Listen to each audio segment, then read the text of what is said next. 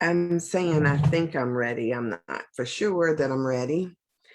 Um, yeah, I am just, it's time. And so ready or not, it's one of those things that they say. I'm saying I think I'm ready. I'm not for sure that I'm ready. And showbiz is like this idea that the show must go on. So whether I am ready or not, I am here, I'm in my spot, and we are doing this. So, hey, good morning. Good morning to you. I am Sandra Bishop, and I am coming to you live from the comfort of my home. And it is time for morning glory. Stephanie is not here yet. And I did not receive any information or, usually she'll text me and say she's having internet issues or some other thing that's causing her to run late. And then I'll know, but I haven't received anything. So I'm assuming that she's still on her way. I saw her at the 5 a.m. club this morning, or I saw that she was on there. So I know that she has been in motion since early this morning at 3:30, 4 o'clock this morning. Sometimes it's amazing that we do this. And I think sometimes to myself, like, I just need a day to just do nothing but recuperate, right? To kind of to catch up. And but whatever, it is what it is. And I don't know that, say for instance, if you get a totally clear day on your schedule, that is actually clear. I mean, because there's always something to do and something to be done. So, yeah, every day is like that. So, whatever the case may be, it's all good. It's Monday. It's Monday. It's Monday. Are you celebrating the fact that it's Monday? I know I was just telling Rhonda that I am excited about the fact that it's Monday, and I usually love Mondays, unlike other people, because Mondays, there is a certain structure that a weekday has that the weekend does not. And so sometimes I can tend to get off my game on the weekends. And so getting back to Monday sort of allows me to, to get back on track and to um, do the structural stuff. So I don't mind the weekends. This week, this week is, I think it's, I forget what it's called. Is it Black Girls Bike? I do believe this week. And so every day this week, there will be a bike ride that is going on. And that sounds exciting. And I'm thinking about jumping in somewhere in the process of that. And then the end of this week, Saturday, is a holiday, is Juneteenth. And for many of you, you will know that that was the day that slaves found out that they were free. And so we celebrate that every year. Some cities do it bigger than others, but it seems as though there's this resurgence that is going on, which is wonderful. And so there will be celebrations this coming weekend. I know downtown on Mall C on Saturday, there's going to be a lot of wonderful stuff that goes on. So get in where you can fit in on that. I don't normally do updates and stuff, but I have really been trying to be, what do I want to say, more engaged, or trying to find out some new stuff and new activities to just get back out there. So whatever the case may be, whatever it is that you're after looking for, there are things to do in order to be social, and people are starting to come out. And I don't know, I'm still wearing my mask when I go in places. Because the strange thing for me is that I can go out and be around people and I hear somebody now coughing or something else like that, and it's like, I'm like, because they've got stuff out here. There's new strands, new variants, and all of that stuff. So we are in this wonderful book called Anatomy of the Spirit by Carolyn Miss. MYSS, and we are meandering our way through that, and with all kinds of discussions and everything. Right now, we are on the second chakra, honor one another, and there's been some phenomenal stuff. Today is Stephanie had said yesterday if you didn't watch yesterday, she had said at the end of the thing that there were some stuff that you can do, because right now we're going through some pretty intense stuff when it relates to chakra number 2. This is like in this honor one another, but it's also having a lot to do with our sexual organs, and sexual issues that we may have had from time to time. So if you can't handle it, one of the things that she was talking about that helps you process information is the smell of citrus, or putting a cold compress on the back of your neck. She named off quite a few things, but I only lit on the things that sounded doable or interesting to me. So if you watch near the end of yesterday's talk, she kind of says some stuff that helps you to stay present and deal with the emotional stuff that might come up for you. Now, some of us are more sensitive than others. I will grant you that. And so for some of you, you'll skirt through this because it's not your issue. Or the other thing is that if you feel nothing around it, could be because you're suppressing some things. And so a lot of times we do that. And I know for a long time, I didn't even have feelings. It was like I had pressed them down so much and for so long that I was just numb. I was numb going through life.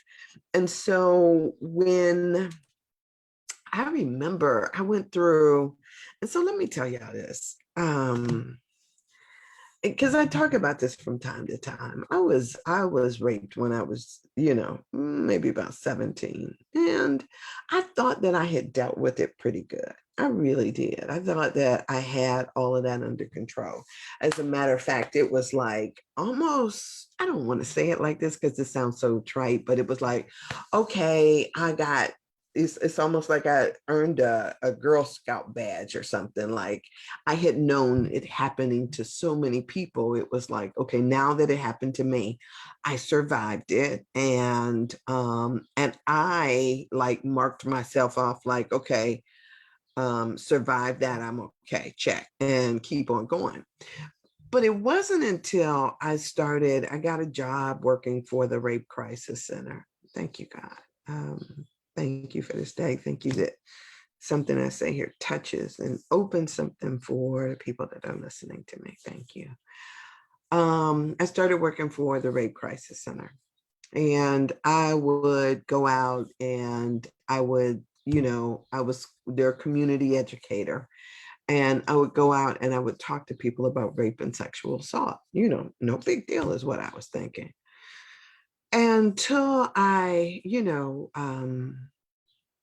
I basically went off of the script that they had given me to talk about that 1 in 3 women would be raped would experience rape or sexual assault by a certain age, and give all the statistics, and I would do all of that stuff.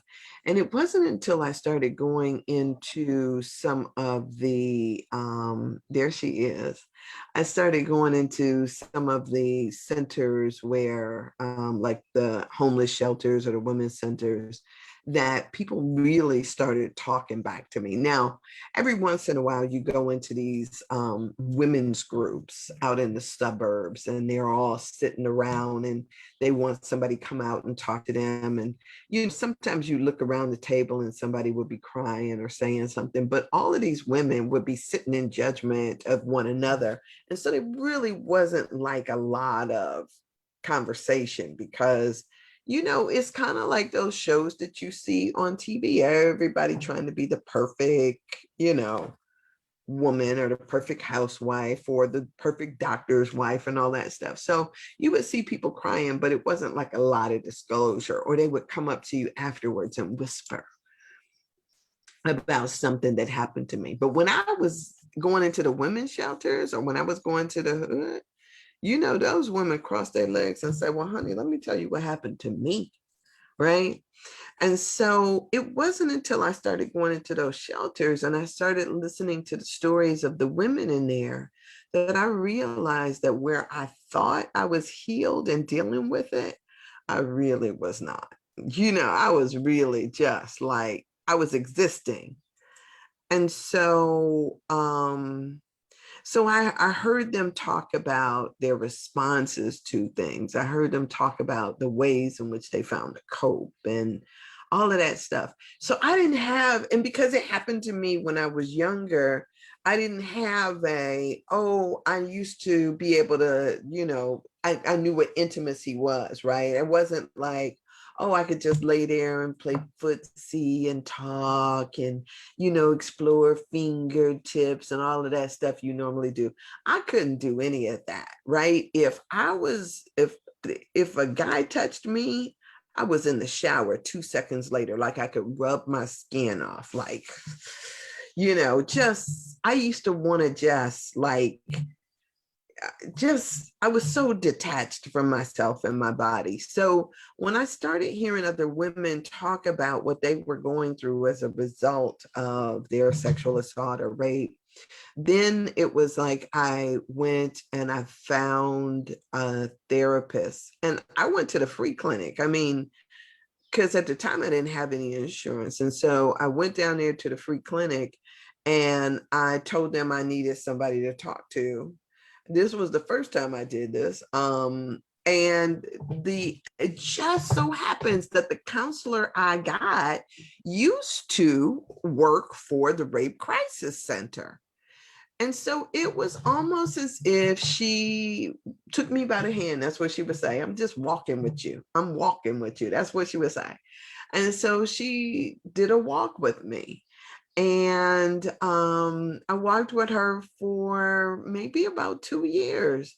And she told me, I asked her, I said, how will I know when I'm ready to, when I'm done with therapy? And she says, well, when it starts getting in the way of you living your life, you'll be done.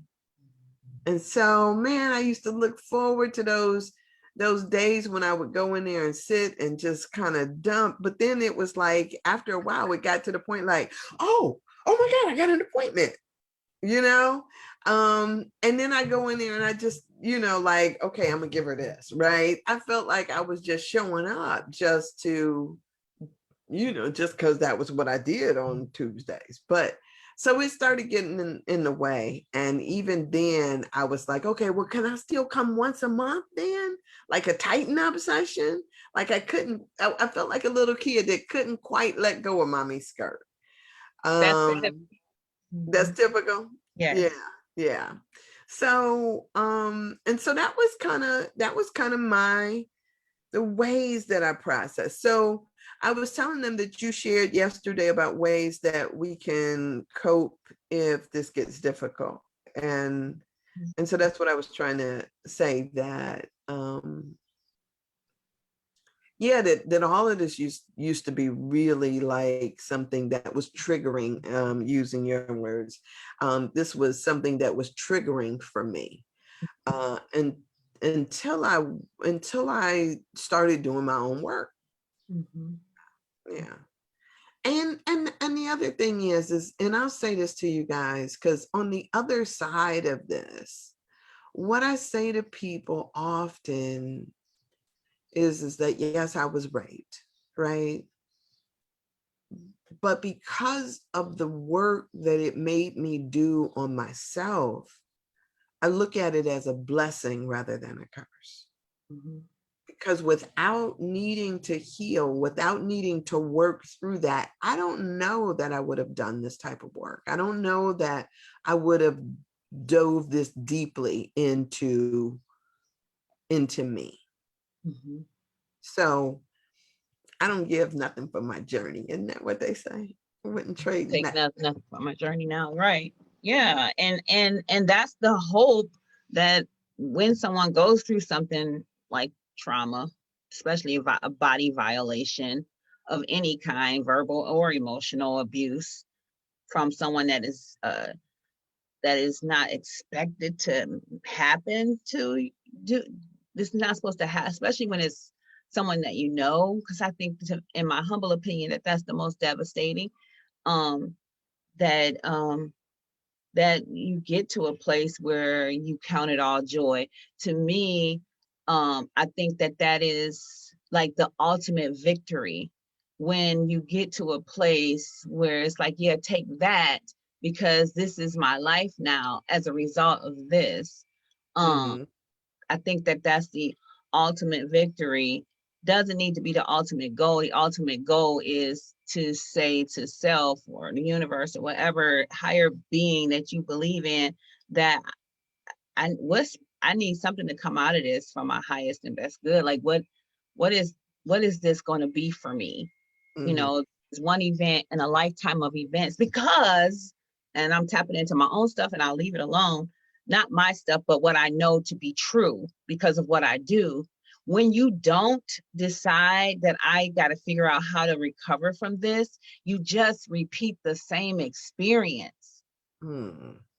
Because it's energy and it's magnetic, and you just continue the same experience over and over again until you like put a name on it, put a face on it, acknowledge it. You don't have to acknowledge it to the world. First, you just got to acknowledge it to yourself, and then start to do that work of forgiveness, self-forgiveness, and let go of the blame. Because we're so amazingly created that if you have the blame, then your God self wants to repair and fix and make it right. And so you just venture into the same experience over and over again. If it's not a unsuspected assault on your body or yourself, you get in relationships that assault you and disrespect you and create and just reiterate the experience that you had over and over and over again, because we're determined to fix it.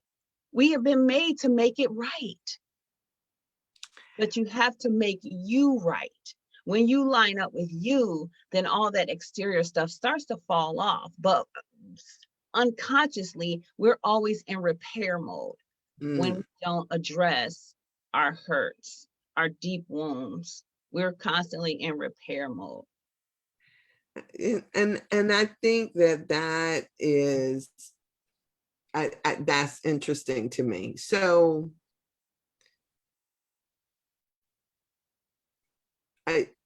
okay, so when you say we're in repair mode, we're trying to fix something that we ourselves didn't break. Yeah, so now I'm looking for the validation of why this happened.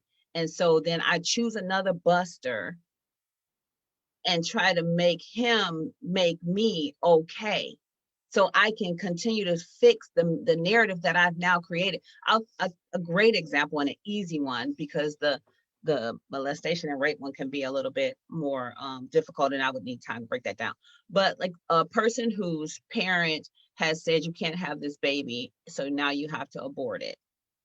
And then they abort the baby, and then they get pregnant next year. Because they haven't done the healing work from the forced abortion. And the body says, no, we were supposed to have a baby. We're going to do this again until we acknowledge whatever happened to us, whatever experience we had. And I was a director of a crisis pregnancy center for 6 years. And you could just see the pattern of that over again. Because if we don't face it, it just shows up again because it was ours to do. It was the work for us to do. And so we continue in that journey. It's a continued violation, because now here comes the shame and the hiding, and it's such a cycle. Even when I'm obeying my parent and I get the abortion, there's still shame there. The fact that my parents wanted me to have an abortion meant that I must have caused them some shame. It's just so crazy. But we go into a mode where we're constantly trying to repair what we imagine has life gone bad, life gone wrong. Right. That's really interesting, because I think that, like, based on that example that you gave, sometimes we have this thing like, when it happens or reoccurs, we say, okay, maybe this is destined to be, or this is destiny, or I was meant to be in this particular situation. But it's really one of the things that, like, working for the Rape Crisis Center, one of the things that we found is that sometimes you found that certain people who have been victims of rape tend to get raped by other people too. So, you wonder if there is, like, this quote unquote certain type. But it was so interesting, because I used to volunteer at this hunger center, and we had this woman that worked there who was a former prostitute. And so she was looking at some pictures that I had in my phone, and she says, "Oh, he's a trick, and he's a trick." And I'm sitting up there looking at it like, what do you mean? What do you mean? What do you mean? Because that was just like, it did not compute to me. And she was like, oh, it's just like that. You can just tell based on a person's energy that they're a trick, somebody you could just take all their money, And she was like, you can't see that. And I'm thinking like, no. But in her mind, certain people carry certain energies that speak so loudly, their energy field speaks so loudly that they become a target. No, it's a magnet. For somebody. Yeah, a magnet. So it might be said that type of thing, some people are just magnets for abusers. Until you're not. And remember, that's one of the things that I said that I struggled with, because I used to feel like when I walked out of the house, there was some kind of magnetic energy about me that was so freaking sexual that I would get people saying any and everything. And I'm checking to see, is it my zipper down? Is it this? Is it that? And then I really started working on myself, right? And doing the work on me, because I was a magnet at one point for just people who were just lusty or something. I don't know, but I had to work on that for me. And so, so when we talk about this energy work that we are doing, this consciousness, coming to consciousness, it's all inclusive of all of that, I think. Does it seem dark to you in my, oh, I have the light up on. I don't have this light on, but that's because of the sun coming up, but for some reason it feels dark in here. I know I don't have my top light on because I was rushing down here. This was a good morning, but a rushed morning. Okay. Let's see if that helps. Well, maybe some glasses might help too. Shucks, maybe that's why. I have that. Oh, yeah. Oh my God. Okay. Oh, there the words are. Right? Okay. All right, so let's let me see. Okay, so hey Gretchen and Desmond. Morning. Huh? I'm sorry. I just said good morning. Okay, yeah, good morning, y'all. I don't know. I was like, I just accessed my phone because I wasn't seeing stuff on my computer. So okay, so good morning. Huh? Still not able to? I don't know. Maybe nobody made any comments yet, but it's still not doing anything. So it's all good. It's all good. I can sit my phone right here. So let's pick up. Yeah, let's pick up where we left off on 151 and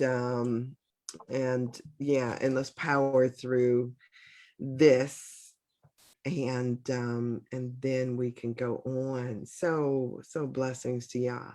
So yesterday where we left off, we were talking about this idea about how many people have ever felt their dignity or self-esteem raped within the work or living environments. And she said almost everyone in her workshops put their hands up. But when she asked people how often you felt as if you raped, you were an energy rapist, whether you violated somebody or did something, she was like, nobody, surprisingly, people were not necessarily forthcoming with that. She says that they were a bit more restricted. And so how we define what it is that we do and how we interact with people, when it comes down to it happening to us, we are very sure about it. But when it comes down to us being the perpetrators, people are not so sure. And so we talked about yesterday the idea of this verbal, how people, so yeah, we said, and this was, I'm just trying to set us up because I think we left off like well, I don't want to say mid-sentence, mid-paragraph. We kind of, yeah, we just kind of ended right there. So for those of you who are in the book, we are on page 151 in that second paragraph. And I'm going to start, I want to read a little bit and then we will just kind of chew on this for a bit. And I'm going to start with that word yet. That's like the second sentence. Yet when the physical talents of another person intimidate us, and we either hold negative attitudes about that person or engage in verbal combat, we are attempting to rape that person, to deprive him or her of power. That's interesting. And so often we are intimidated by other people, right? Whether you know it or not. So sometimes we're intimidated by talents, by their efforts, by their appearance. We are intimidated by people. And sometimes that is exactly what we do, or we try to withdraw. Our physical bodies warehouse our own negative intentions in our sexual organs.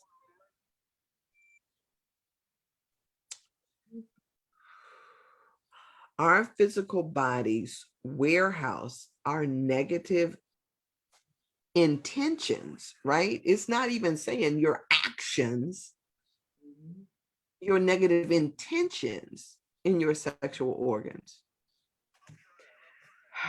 Acts of energy rape harm the rapist as much as they do the victim. Now that's powerful. Like when I read that, I had to just like, whoa. So there is this level of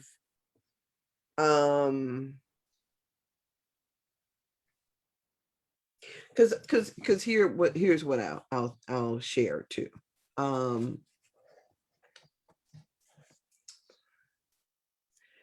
So when I was raped, it was a lot of convoluted stuff around it.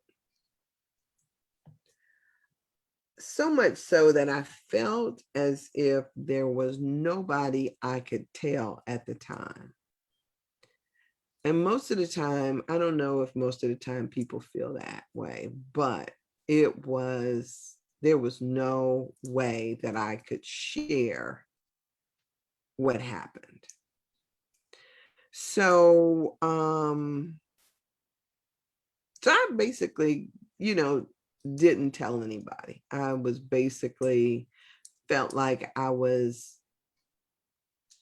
in that all alone, like I was carrying something heavy, and I was carrying it by myself. And so it was one of those things like where you have this impression that they got away with it, like he got away with that. But then it says here that the acts of energy rape harm the rapist as much as they do the victim. And I was thinking to myself, like, does that depend upon whether or not they consider it rape? Because, some people don't consider what they have done as rape. Well, she wasn't fighting. Well, fuck, I'm sorry, excuse me, y'all. We have an I audience. was, huh? I said we have an audience. Yeah. Yeah, and I know I'm not supposed to be I'm just teasing. But it was is so yeah, some people will sit there and try to reconcile in their minds, like yeah, well, so what that you was asleep, so what that, around the circumstances around it, hmm.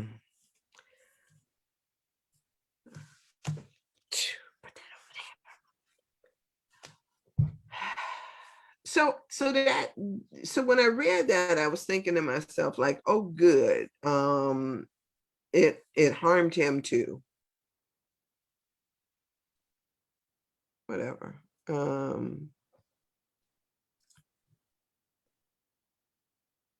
Gretchen says keep it real. Your Yes. experience caused you to have verbal release. Yeah. Yep. So yeah, see, that didn't come up on my yeah, it's not coming up on my computer screen, but she says a killer slip of the tongue is okay. Yeah. So anyway, let me push through this. She says, go ahead. So this is the area where what made me this, when you finished it, when you get to the bottom of this paragraph, this is the thing that made me come on yesterday and say that if you are triggered, because when you are still on a healing journey, though this may be philosophically correct and energetically correct, it does not negate the impact, the long-lasting impact of violations, be it physically, emotionally, because you can take an abused child that was verbally raped by their parents continuously, that they had to redesign and remember themselves all over again, contrary to a belief. There's an amazing book called The Boy That Was Raised Like a Dog. And that talks about having to redo all of this, like from the very beginning. His selfhood was totally taken away. And so when you read this and you read this paragraph, I would assume that someone who hasn't done the work, this would be devastating and kind of like a societal whatever. And so just know that even though this is truth, it's not going to register right away. It's not going to be okay just because it's the truth. Right. Oh yeah, shoot. It's even even when it's an old truth, it's still, you know, because while I say that it was a blessing because of all the growth that happened as a result of it, it still doesn't,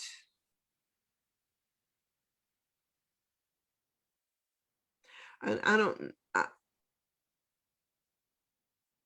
I don't even know how, I don't even know how to couch that. It's still, it is, let me see, how do I articulate this? It still doesn't, the violation is still a real violation. It was still something that was done to me, perpetrated upon me. Mhm. That was not my choice, This is true. you know, and so while I have forgiven that and released that, there is still a part of me that is,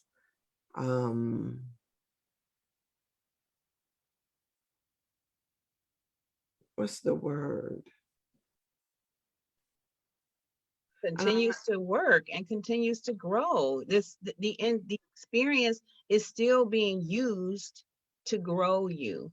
And you allow it to do that when it shows up and it gives us this, whatever this is happening right now, it's still being allowed to grow you, and still being allowed for you to expand the other, because there's different dimensions of healing. Is this not one side? Is like a diamond cluster. There's different dimensions in our healing journey. So whatever aspects of that experience that you're supposed to see now, you're going to see that, and it's going to continue to reveal itself until it's done, until it looks like a diamond, and it will continue to have its impact until it's done and it looks like a diamond. I don't want to say just, like, I hate that word. It's a part of the process that has to take place. And oftentimes when we are asleep, that's why we're, promoting wake up and be energetic, keep your energies open so you can move up here. Because if you think you're here and then life happens and you realize, oh, I still got work to do down here in my second chakra, that makes sense when you look at other things that you're trying to do in your life. You're creating a book, you're writing a book. That means you're getting ready to create paradigm shifts on a multiple level, not just, you know what I'm saying? So it makes sense that this is going to show up and give you a little shake, a little rattle, a little bit, because there's some areas of that diamond that needs to be polished so it can shine through. And we let that happen on the journey of the healing process. And as time goes on, that part is not going to happen anymore. But it does happen, and it's not abnormal, or doesn't mean you haven't healed, doesn't mean you haven't done the work that you've done. It just means that, oh, hello, friend. Okay, let me finish doing whatever association we supposed to have together. I'm ready for you now. Okay, let me see what you're here to teach me, because that's what it's here to do. Erica, welcome back, dear. Erica says they know what they did. No man really feels good about taking it. It's an ego kill for him. That's good. There is the harm. And so, but what they do is they try to justify it, they try to justify it. And there's so much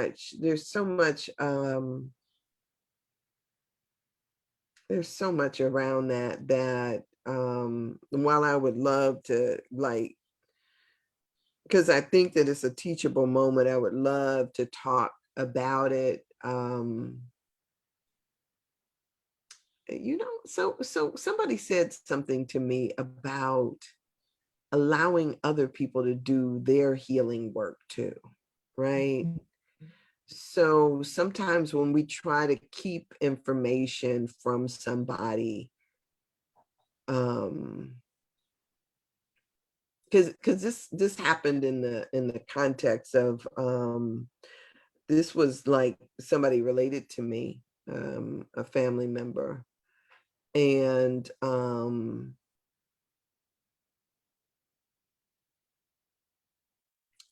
don't know that all the people, I'll say it like that, I don't know that all the people that are involved have heard this or know the truth about what happened. Mhm.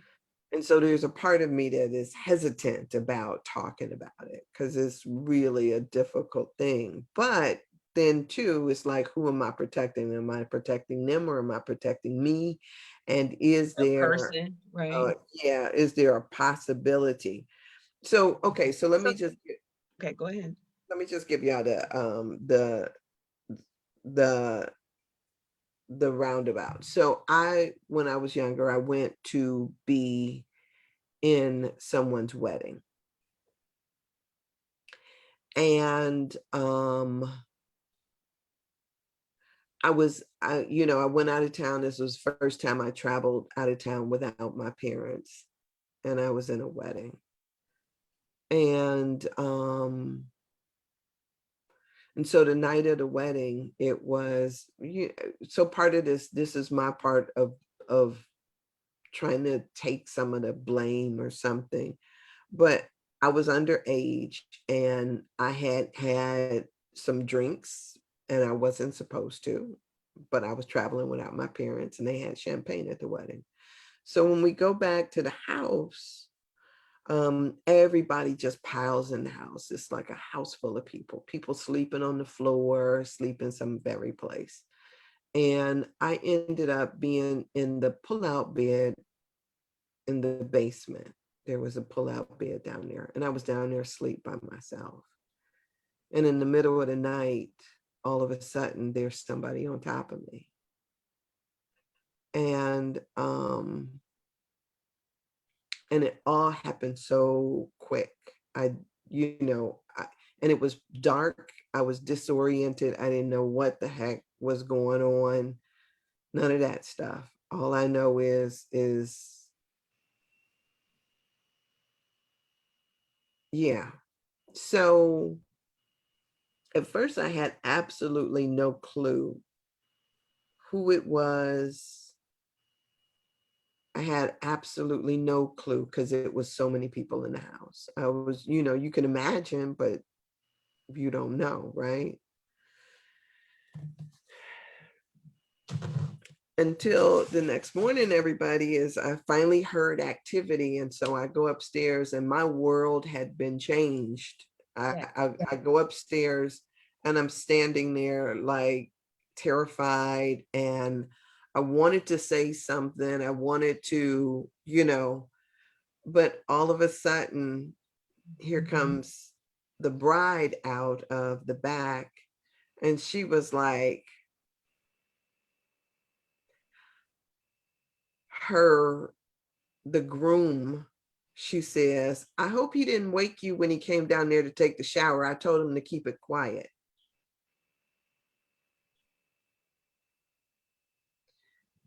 So this was her wedding night.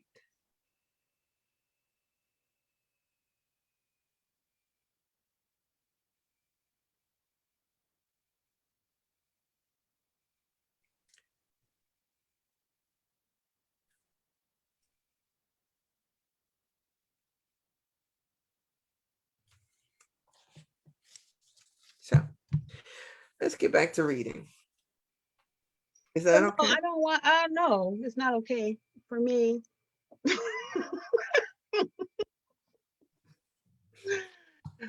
No, it's not.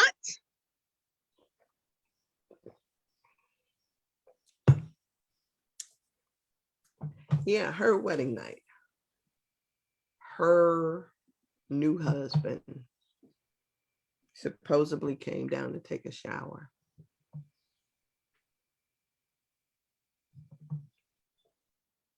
And all of a sudden, it's like all of these things started like, oh shit.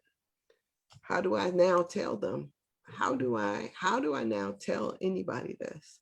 Mm-hmm. I didn't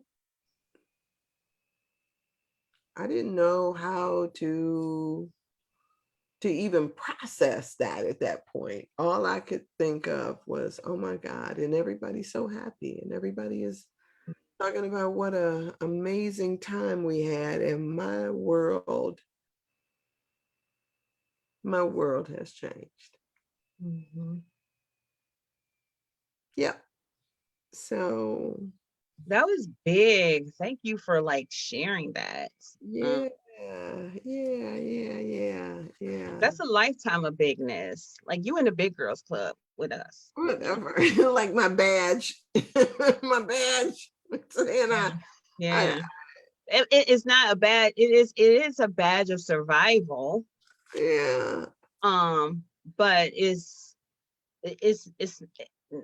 I do not diminish the act, because I've been a repeated, my story is repeated molestation. But there's something about holding information and not being clear for whose safety. Who am I protecting? And so then you live an experience where you protect everyone but yourself, or you become so protective of yourself that, once again, as I said, you don't move to the fourth chakra in earnest, because getting to that place means that I have to heal another place, and we are as healthy as our secrets. Mm-hmm.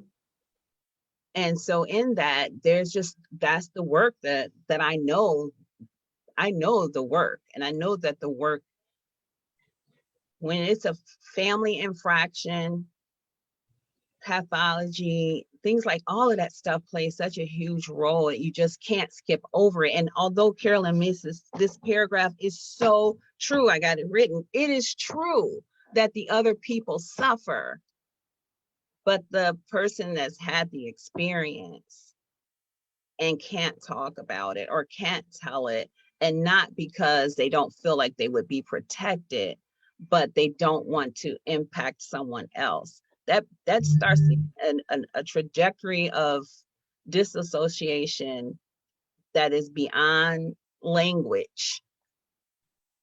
And yeah, Mm-hmm.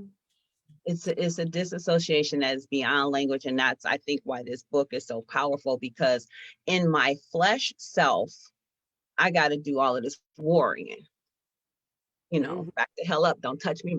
I got to be in that space. But in my soul self, my soul knows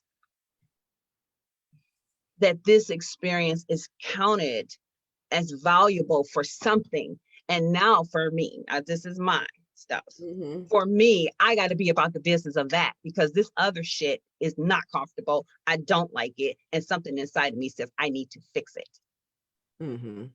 But the soul says, just listen, daughter, for I know the plans that I have for you.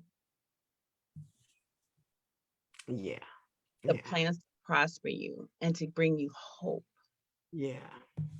Yeah. Yeah. So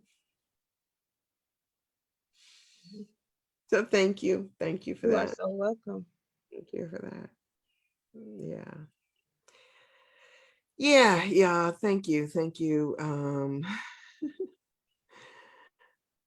Okay. So let me Finish this. push this. Violations of other human beings poison the violator's energy system and therefore contaminate the violator's biological system. Energy violations have a karmic quality of inherent justice that transcends physical justice.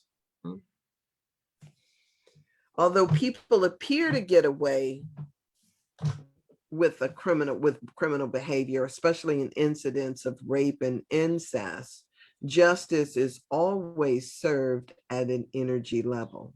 Mm-hmm. So whether or not anyone witnesses it or not, So, so violations of other human beings poison the violator's energy system and therefore contaminate the violator's biological system. So a lot of times, if we ease out of my situation or scenario, if I back out of that and I look at it in terms of the perpetration that's been done to other people, one of the things that John Lewis talked about is that the guy who beat him on that Pettus Bridge when they were doing that march, he got beat up by the officers during civil rights march years ago. He was talking about how at some point that officer came and said that it had been eating away at him ever since that day, and needed to come and make amends and apologize because it was something that was just present in his energy system. And in order for him to try to resolve the struggle that he was going through, he then therefore needed to apologize. And I do believe that John Lewis had said that he not only had he forgiven him, he'd already forgiven him. But if it is,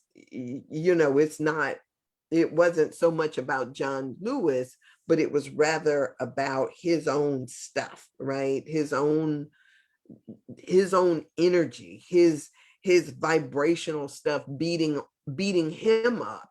And then not only that, but not only is it affecting his life, but all the people's lives that are around him. His seed, everything. Yes. So those violations,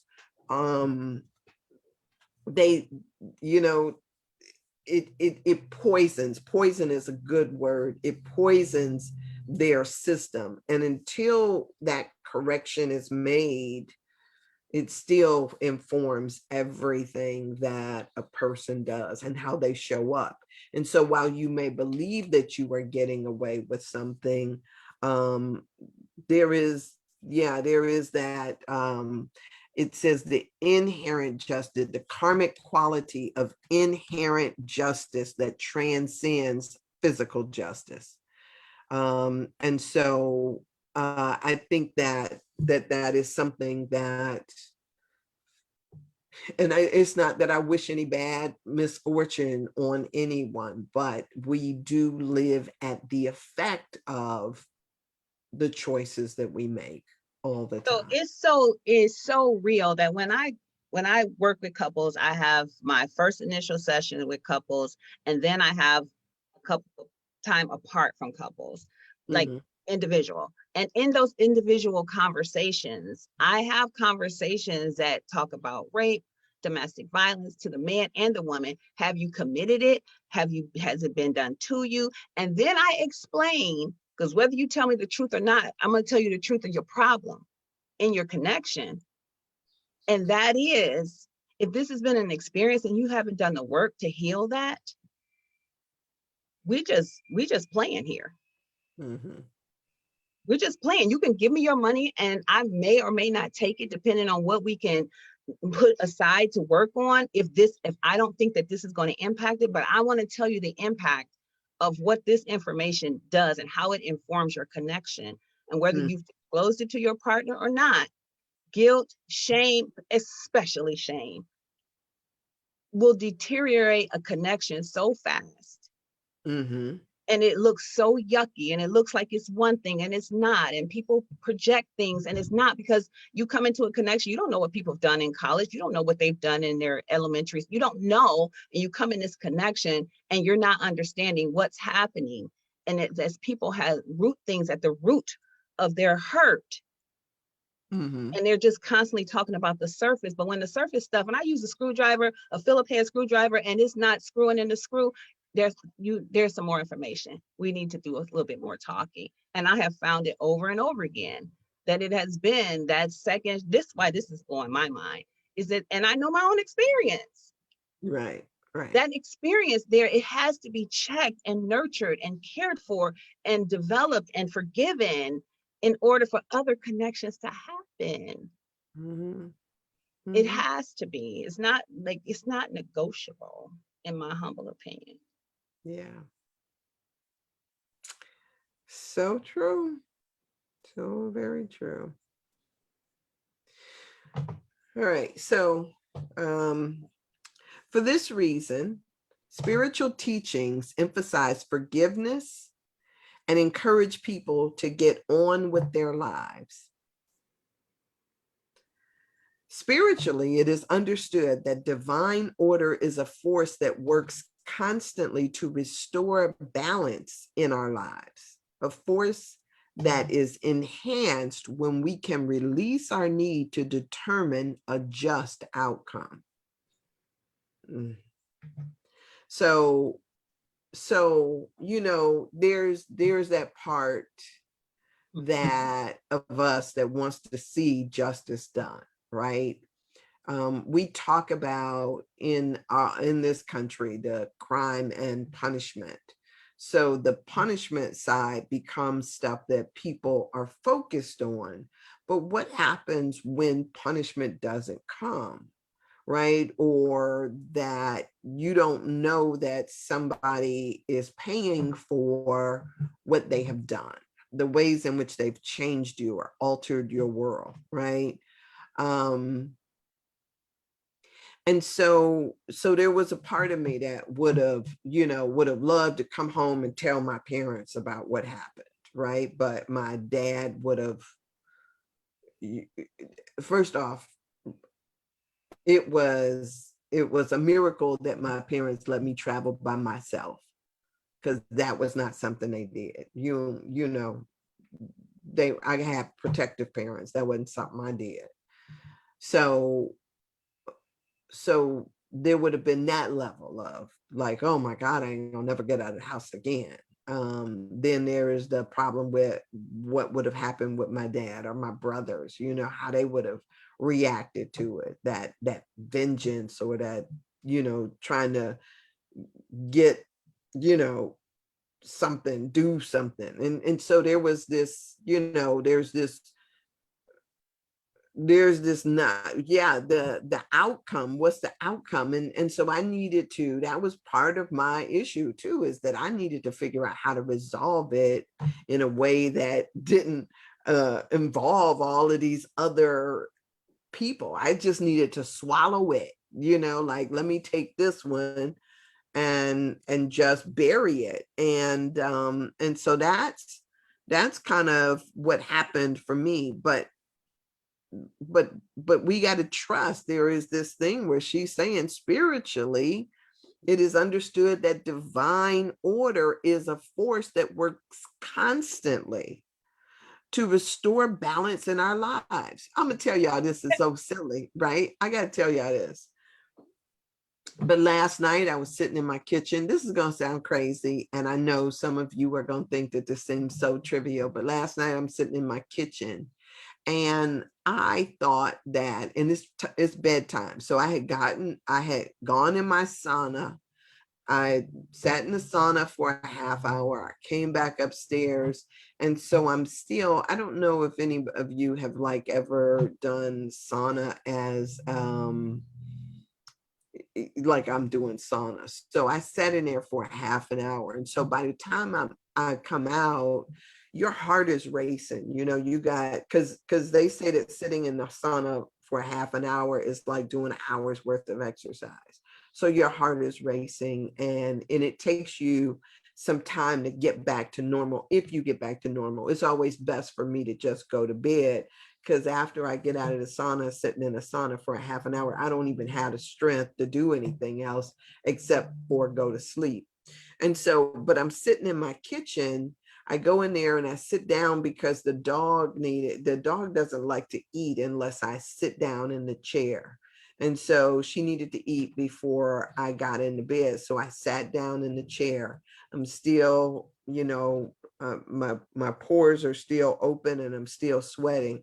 And I look and I swear I saw a mosquito inside of my house. Now, I know this sounds trivial to y'all, but I don't go to sleep with a mosquito in my house because I have woken up with bites all over my face and on my arms and all of that stuff. That is not something that I'll do. But as I looked, I was just utterly terrified. Like, oh my God, I got a mosquito in my house. I don't think I would have been as so upset if I'd have seen like I don't know, whatever else. I can't even imagine. Fly, because I wouldn't have slept. Yeah, a fly is not as bad because a fly ain't biting you, but a mosquito will tear your butt up, right? So I was upset about this mosquito, and I'm like sitting up there, like I tried to find it. I tried to, and I'm like, oh my God. So when I get into bed, I'm laying there in the bed, like with my covers up all up here. And I'm thinking to myself, like, why is this happening to me? Lord, why is this happening to me? And then I saw myself with this doggone fly swatter that I had killing flies. And it's like, oh, this is the revenge of the insects coming at you. Cause like some, back when I went to Vipassana, we had to take we had to do, it's kind of like, yeah, we had to swear an oath not to kill anything while we were at Vipassana. So even the bed bugs that were there, we could not kill anything. We couldn't eat anything that was once, walking or alive. So there was no, so you're getting rid of all types of violence and aggression towards anything.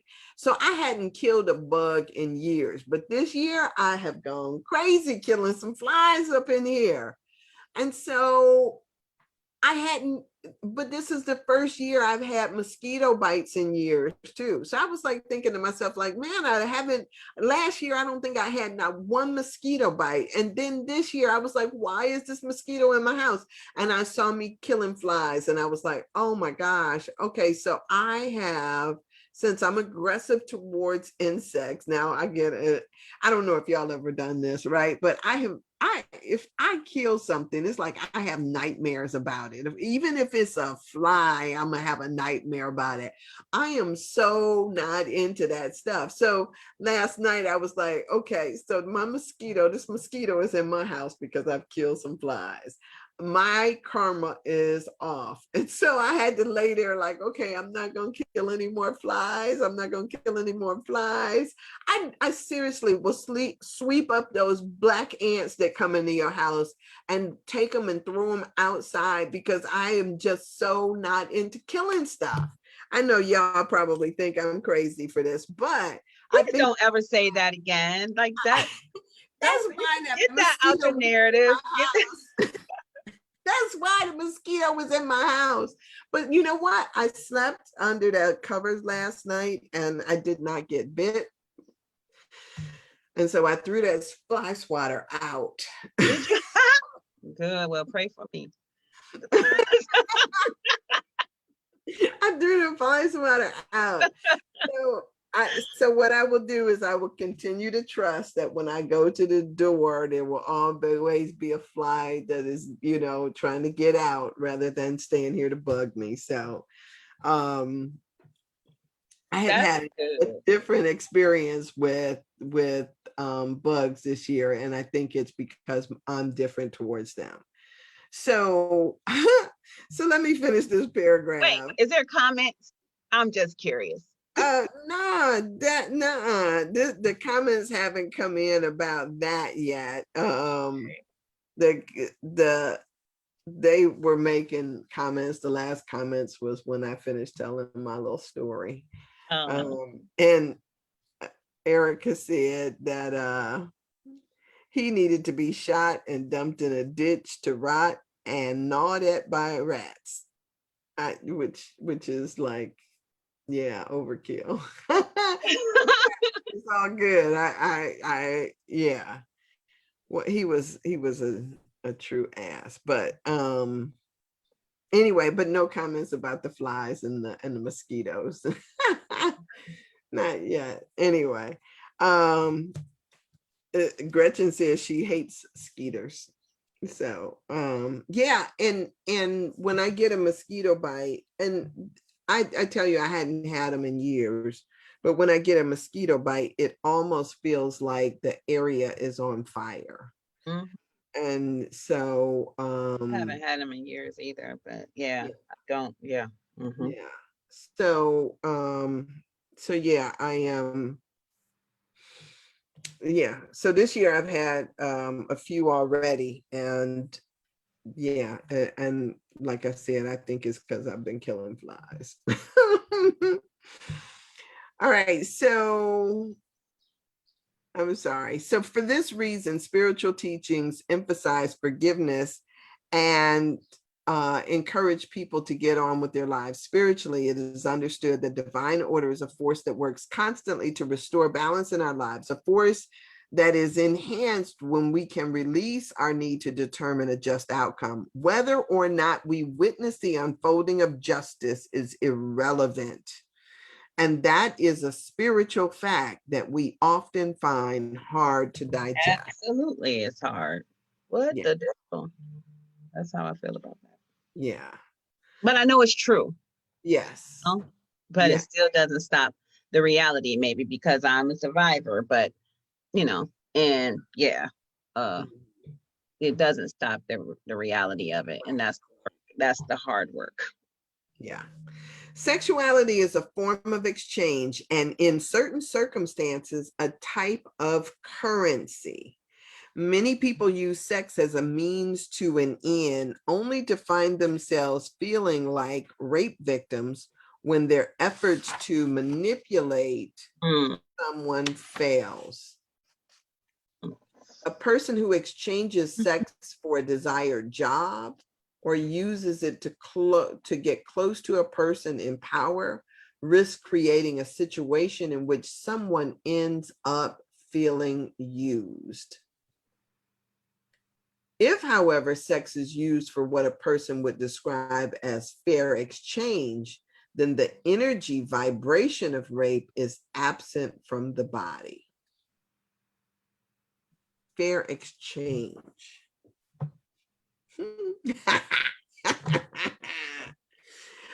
Oh goodness.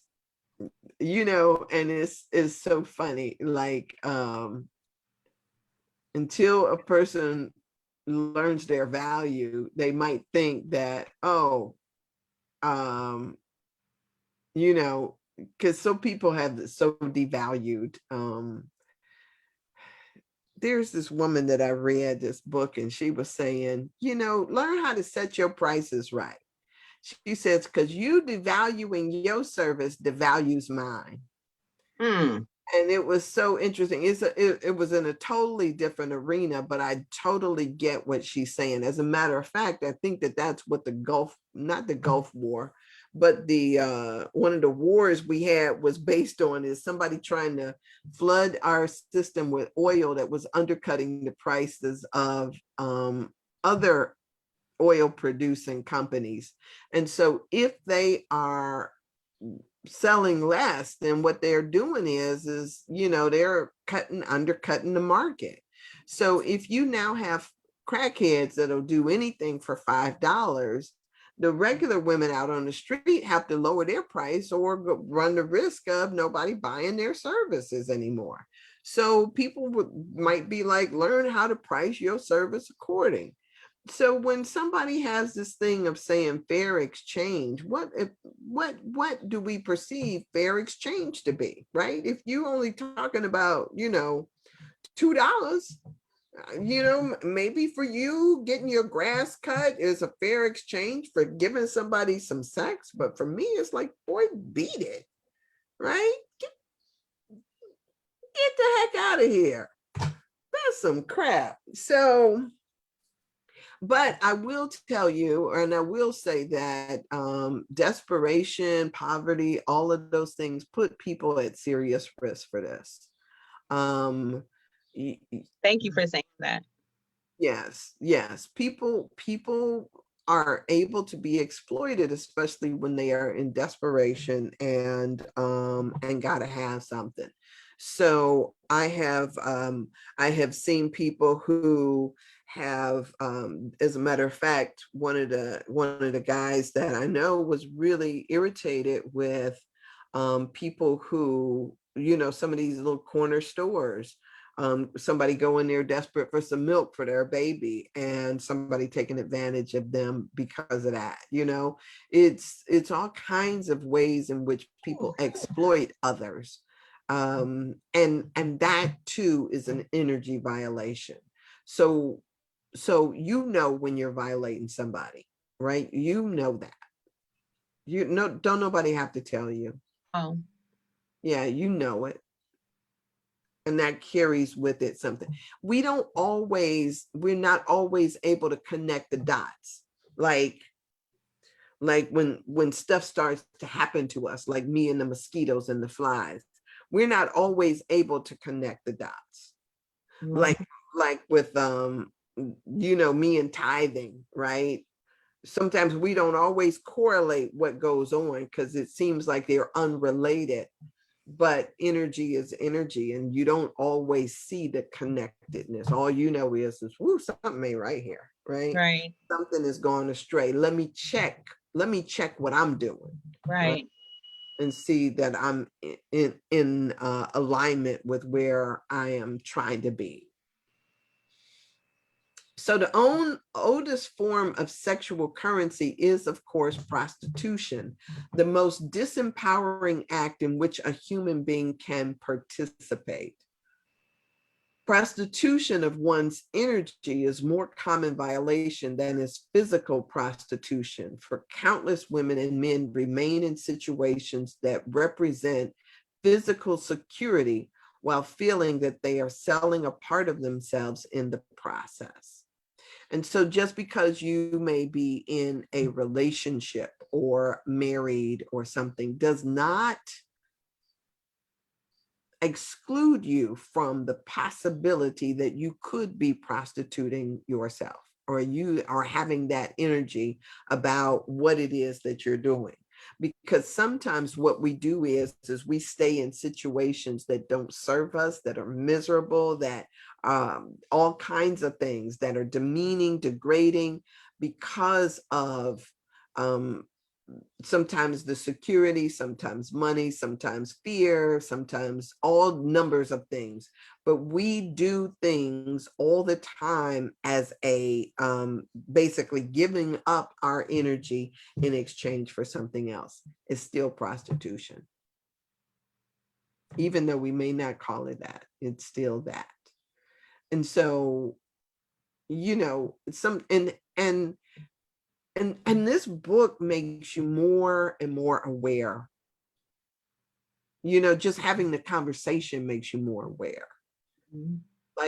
Like this dinner you're going to, like, why, right? What's the intent behind it? Do you have an intention for this person? Do you, what's the intent behind a whole lot of the stuff that you do? And so the question becomes, am I selling myself off for what? Mm-hmm. Sometimes it's other people's opinions about us. It could be any number of things, only, you just have to look at that and see. I know I have been in situations where I seriously had to step back and ask myself the question about, what am I doing here and why?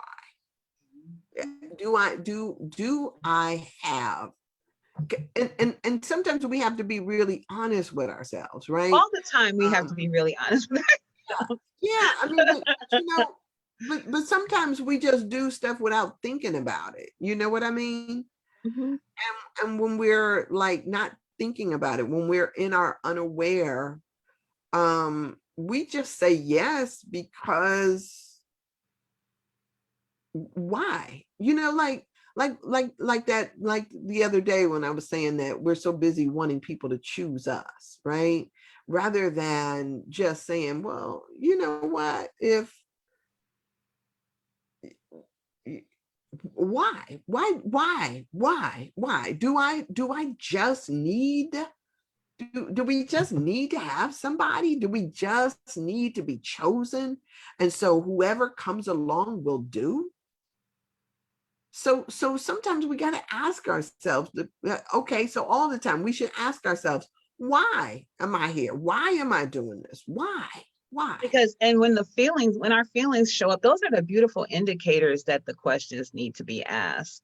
Good feelings and bad feelings. What's my intention? What's happening here for me?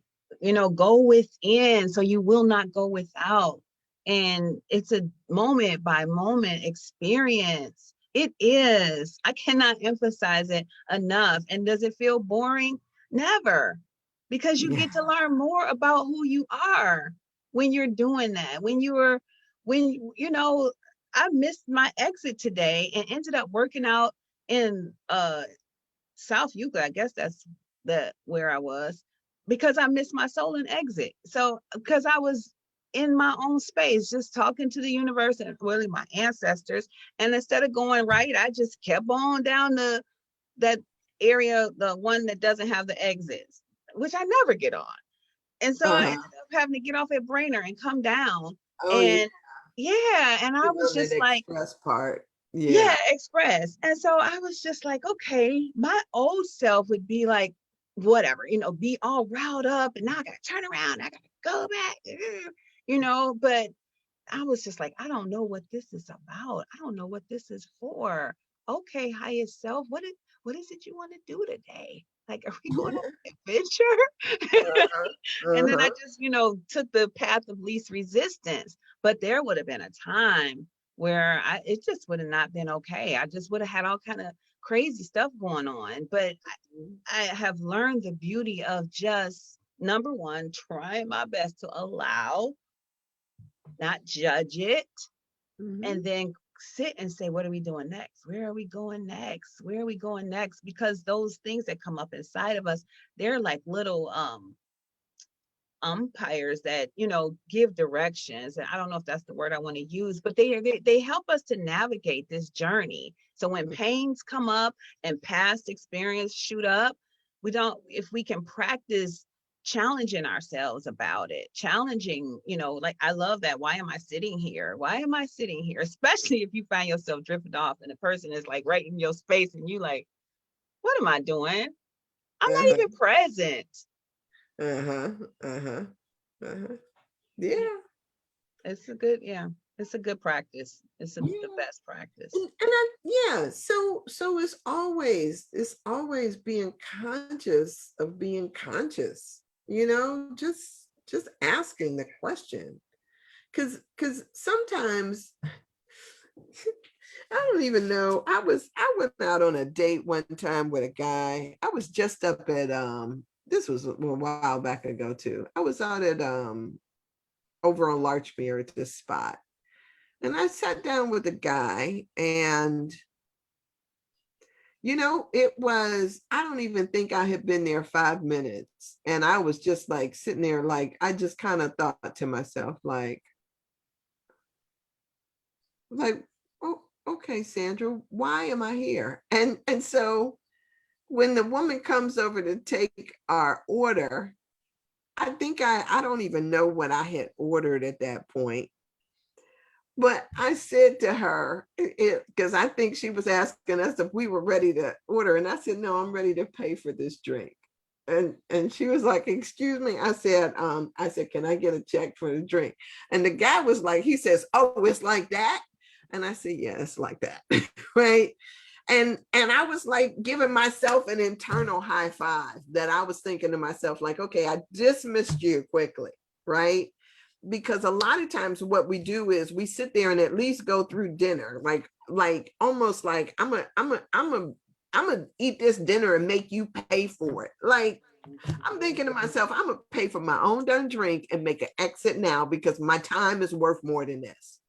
Had I allowed him to buy dinner, I would have been caught up in this prostitution thing, right? I would have been selling my time to an idiot for longer than what I wanted to spend. So I was like, okay, no, done, dismissed, right? But we don't give ourselves permission to be, because we want to be nice. To be clear. Girl, I'm like so done with that. I'm done with that. Just like, yes, done. I'd be like, boy, bye. You know? And so I think that sometimes we are taught or we learn through stuff. This sometimes and the exchange is not even, to me, it's not a fair exchange. I ask people sometimes, because they'll ask me, so can I take you out to dinner? It's like, do I look hungry? Right. I was gonna say, I don't like going out to dinner for days. I mean, I don't. I want to do something. I want to go somewhere. I want to have fun. I want to be active. I want to go to a play. I want to go, but I want to still exchange. But dinner is not my first go-to. Can we have a cup of coffee? Can we talk? Can we conversate? But dinner is not the first go-to. Yeah, but I know that is the go-to for a lot. Yeah, I don't like, sometimes I don't like to do a lot of activity because I want to be able to look at a person. You know, there is something to me powerful about making that energy connection, which I can't always do if they're preoccupied with something else. It's like talking to somebody that's distracted. And then sometimes, like if I go to, sometimes you can go to see something and think that you can glean some information about their interpretation of it. But if they don't give you any interpretation of the same thing that you just saw, you're just still in the same spot. So I don't know. I don't know. I don't have a perfect way. I don't have any of that. There is none. But I know that if I am still scrutinizing, it's like, probably not. It's like, yeah, I'm done. No, I'm good. Deuces. Anyway, I think that yes, we finished up that section. Tomorrow we will be talking about the energy of money. So we will be moving on from all of this stuff. And I hope that, so thank you guys for being with me. I noted that hearing part of my story could have triggered something in you, but that there is a part of me that really likes to, no, it's not that I like to, I know that my experience and my sharing is not just about me alone. I think that all of us can glean something from it. If you're judging it, that's on you. Whatever it is that that you feel about it, that becomes yours. It's yours to process. If you are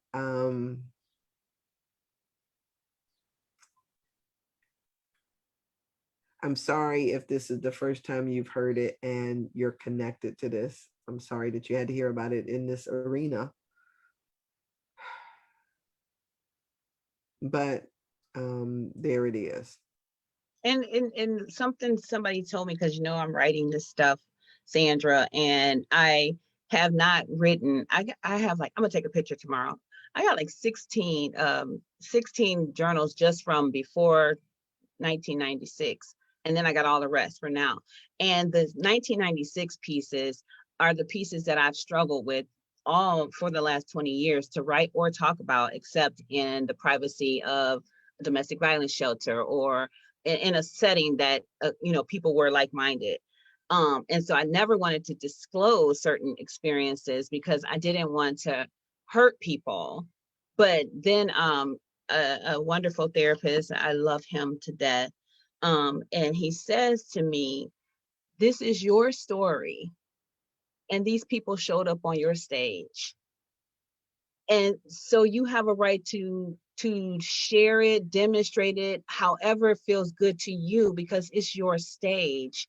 And when you say I'm sorry, I guess I want to challenge, what are you sorry for? And what other way could you have brought this experience to other people that it would have felt any way different than it's going to feel for them right now? So And I don't know how close they are. I don't know that level of information. Right. So, and I say that to, I was saying or apologizing to if you found out that that was your groom, because I don't know that she knows. Okay. Okay. Right. Okay. I don't know. Well, no. So they may not know. They may not have a clue, right? May not have been something that I shared. But to find out that your husband did that on your wedding night, I think would still be something that would cause you to reel. I agree. Yeah. I agree. Yeah. So that's why I'm saying that. And I know that it has changed my relationship with that part of my family. And I know that there will be, because I got a lot of family that is Present. Got you. Yeah. So all of this stuff can be, you can't heal what hasn't been revealed. And like I said, this part needed to have its experience. Yes. So the diamond can come forth. This is the beauty of this healing process. Mm-hmm. Yes. You are I'm carrying you today, girl. I'm going to be carrying you today. A lot. Thank you. All right. So I love you. Yes. Love you too. Thank you so much. Y'all, thank you so much for being here and for watching. Tomorrow, I'm sure that everybody will be excited to know that we are moving from this happiness on to money. But this money can be a doozy too, because this you carry in your body just as significantly and can cause you some real pain too. Yes. Especially if you having lower back issues right now, right? That's where that money energy resides. So so we'll be here tomorrow and we'll start on that new section. So thank you so much. Thank you, Stephanie. Oh, you are so welcome. I am so humbled and honored. Like, oh my goodness. Yeah. Thank you. Deep bow to you, my sister. Right. Bye-bye. Thank you, guys.